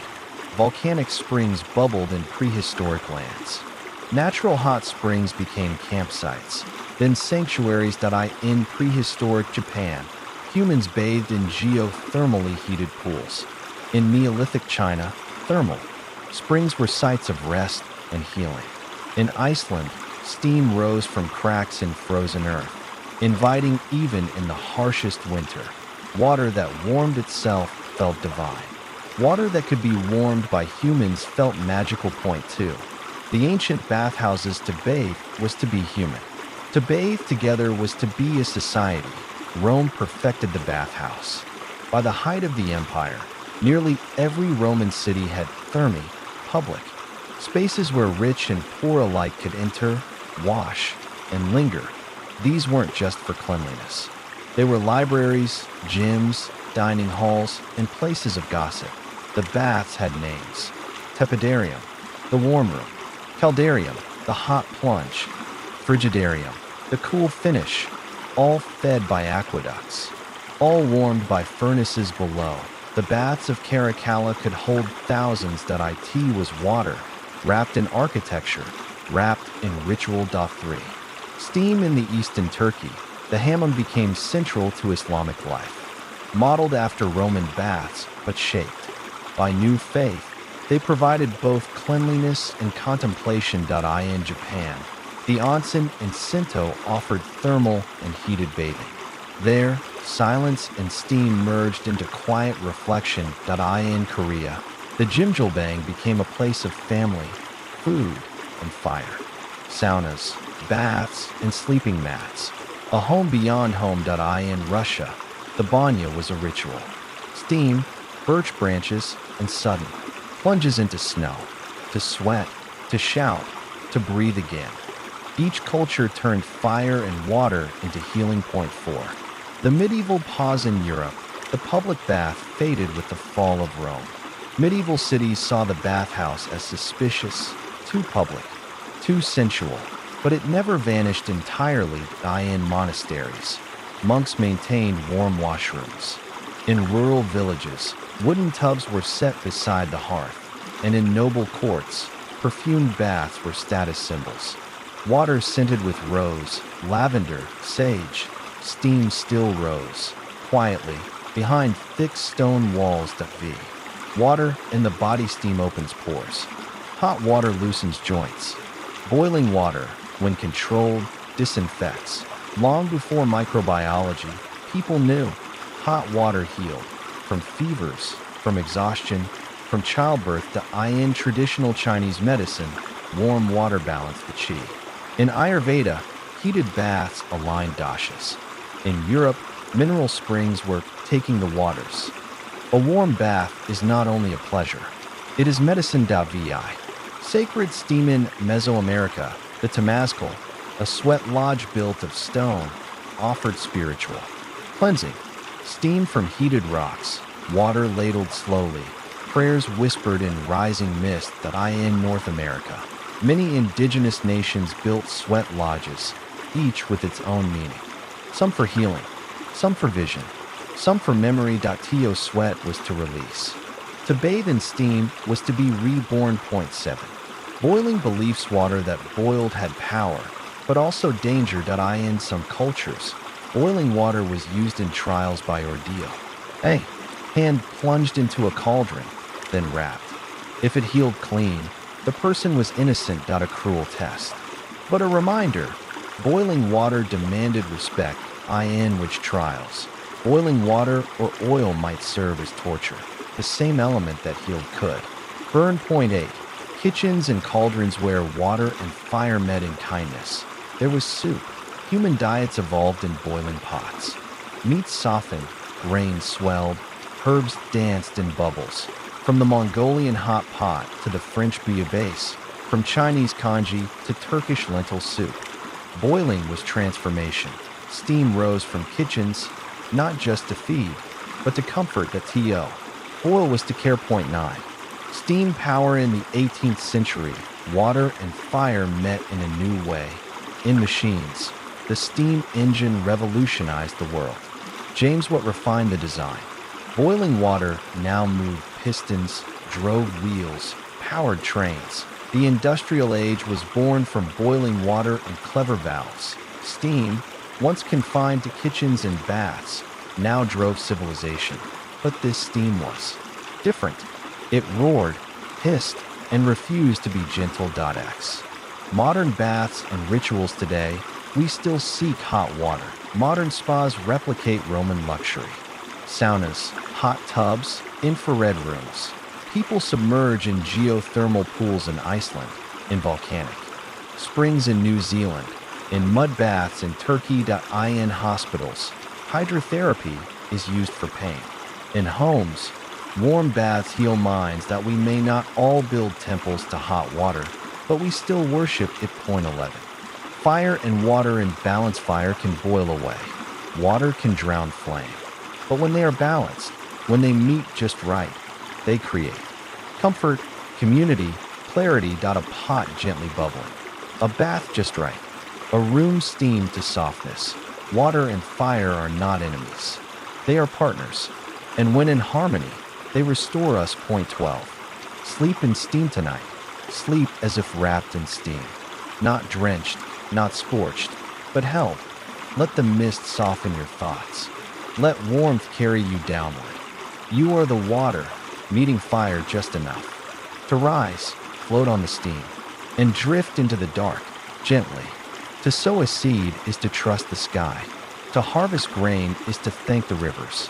To feed a village is to speak with water, and hope it listens. In this segment, we turn to the fields, to the hands that tilled, to the feet that pressed muddy soil, to the channels that carved water's path into purpose. Agriculture is not just farming. It is water in formation, organized, redirected, stored, spilled, honored, and sometimes lost. Let us walk along the first furrows. Let us listen to thirsty lands and the quiet systems that made them green. The agricultural revolution. Water wakes the seed. Some say civilization began with a plow. But the plow was nothing without water. In the Fertile Crescent, water from the Tigris and Euphrates turned deserts into gardens. In the Indus Valley, ancient engineers redirected rivers to sustain crops year-round. In Egypt, the Nile's rhythmic flood fertilized fields for millennia. Wherever humans settled, they searched for water, not to drink, but to grow.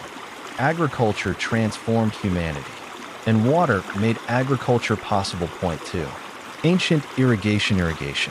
was humanity's first true technology. Channels, ditches, and dams appeared as early as 6000 BCE. Sumerians built extensive canal networks. The Canals system in Persia tapped underground water, guiding it gently across vast distances. In China, water wheels and bamboo pipes lifted river water into rice terraces. In Mesoamerica, the chinampas of the Aztecs, floating gardens, turned lakes into farmland. Irrigation wasn't just practical, it was poetic. Water, persuaded softly, became the servant of grain. 3. The geometry of thirst irrigation shaped not just food, but landscape, society, and even mathematics. Fields had to be measured. Channels had to be leveled. Water had to be rationed. Thus rose the scribes.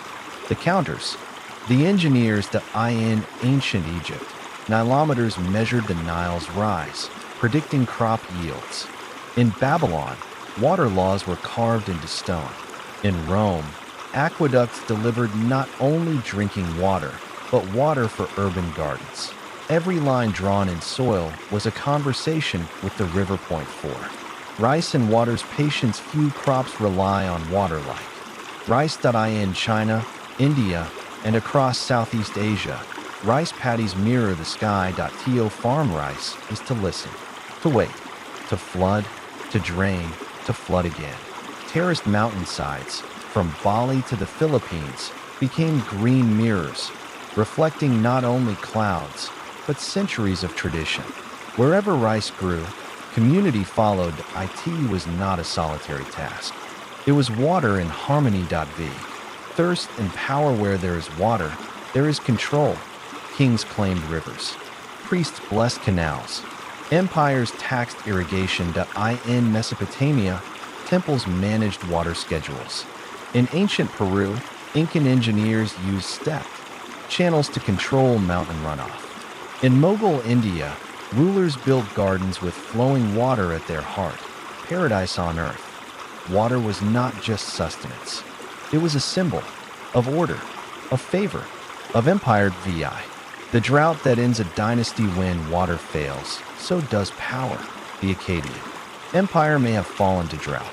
The Maya, whose cities relied on rainwater cisterns, faced collapse during extended dry spells. In ancient China, floods and droughts triggered revolts. If the mandate of heaven was thought lost, it was often water that proved to rule. Water was to rule fate. And when water withdrew, so did legitimacy. 7. Wells, and their whisper. Not all water flows. Some waits. Wells allowed agriculture to move inland, away from rivers and lakes. Dig a well was a sacred act, a marriage between earth and hope. In India, step wells descended with beauty and symmetry. In the Middle East, wells were landmarks, often shared, sometimes fought over. In Europe, village wells became centers of life, where buckets met gossip and thirst met community. Even today, the sound of a rising bucket is music. 8. Water, wheels, and mechanical thirst. As civilizations advanced, water powered more than just crops. Water wheels, first used for milling grain, later lifted water itself. The Noria, a Syrian invention, rotated with the river's flow, lifting water into channels for nearby fields. In Islamic Spain, these devices lined rivers, part engineering, part art. Every revolution of the wheel was a prayer for growth. 9. The colonial redirection. With empire came disruption. Colonial powers redirected native irrigation systems, sometimes improving yield, often impoverishing people. In India, British irrigation prioritized cash crops over subsistence farming, cotton over food. In Africa, colonial dams flooded ancestral lands, while downstream villages dried. Water, once shared and sacred, became a commodity. A thing to be measured, owned, and taxed. Modern monocultures and mega farms today. Agriculture consumes over 70% of global fresh water. Vast fields of wheat, soy, and corn stretch across continents, fed by irrigation systems that drain rivers and aquifers. The Ogallala Aquifer in the U.S. Midwest is being depleted faster than it refills. In California, almond orchards thirst endlessly in semi-desert. Green is beautiful, but sometimes it comes at the cost of Blue Point 11. Climate change and new desperation rising temperatures shift rain patterns. Floods come when fields don't need them. Droughts linger longer. In Africa, entire harvests fail without rain. In Australia, fires follow dry seasons. In South Asia, glacier melt brings both flood and famine. Farmers, once guided by generations of rhythm, now face uncertainty. Water, once mostly predictable, is forgetting its own habits. Point 12. Sleep among the furrows tonight. Sleep as a field might. After rain, before seed, let your breath rise in quiet irrigation. Let your thoughts lie in even rows. You are not parched. You are not flooded. You are resting in the in-between. Water waits nearby, and the harvest will come.